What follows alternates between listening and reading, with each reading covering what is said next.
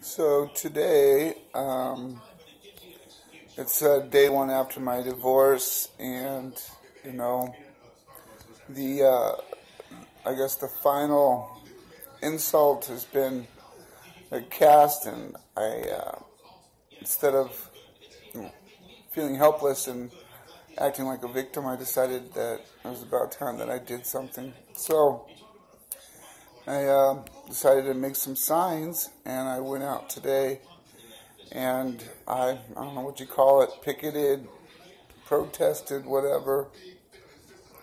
But I went to a couple of the agencies that I blame for some of the miseries I've faced over the last year and a half. So the first place I went to was S.A.G.E, which is basically it's a crisis center for, I think it's a women's crisis center. Apparently they help guys too, or at least they say to do. Maybe they just keep enough names on the record to say they do. I don't know. But anyway, in order to get attention, I decided that the best way to do it, and it also would go with a nice metaphor of being cold and alone. So I took off my shirt. It was actually quite cold outside today.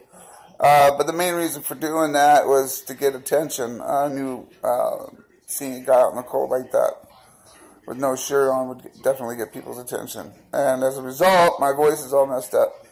At first I was yelling and saying things, like, S.A.G.E protects female abusers, stuff like that.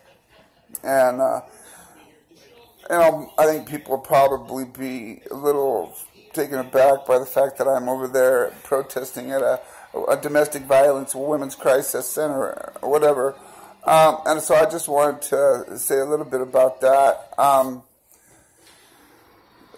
The main reason I thought it important to go with S.A.G.E is because from the beginning I was wrongly accused of domestic violence.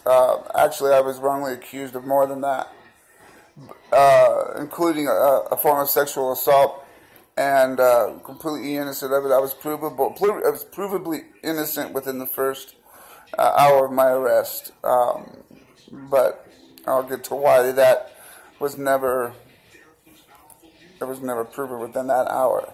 Anyway, so S.A.G.E is critical to the process when it comes to convicting people men for domestic violence and or rape. What happens is, as soon as a woman makes a complaint, S.A.G.E comes in to advocate for them. So when the police are interviewing that woman or that person, they have the chance to have a person like a S.A.G.E advocate come in and sit in. And what that person does is not only record, mentally code or write down what was said. I don't know if they're allowed to audio record. A lot of times interviews are, but what they're able to do is monitor the kinds of questions that are being asked of the person. Now, you don't want to call this person a suspect. You want to believe what she's telling you, or this person's telling you, that she's a victim of a crime. But at the same time, depending on what she's bringing as proof, you have to show a little bit of objectivity.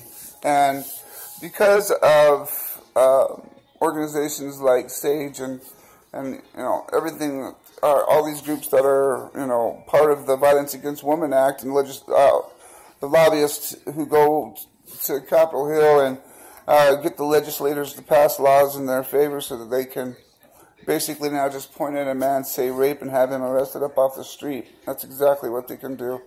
You don't have to be present when a rape occurred. You don't have to know anything about it. A woman can say that you raped them days ago, bring no evidence to it, and you can be convicted on that alone. And part of the reason is because the S.A.G.E advocacy is so powerful. And there's this mandatory belief system set up where if anybody talks outside of the central narrative of that all men are predators at heart and all women have been victimized at one time, we're just a domestic assault waiting to happen, basically. You know, and that's the narrative they try to drive home. They like to, and then they like to say that any sort of false allegations are myths. And then they like to settle on the 2 to 8% of all rape allegations are false. But even by their own admission, less than 1% of those false allegations are actually prosecuted. So what you're saying is there's tens of thousands of men out there who are not being treated fairly as a result of it.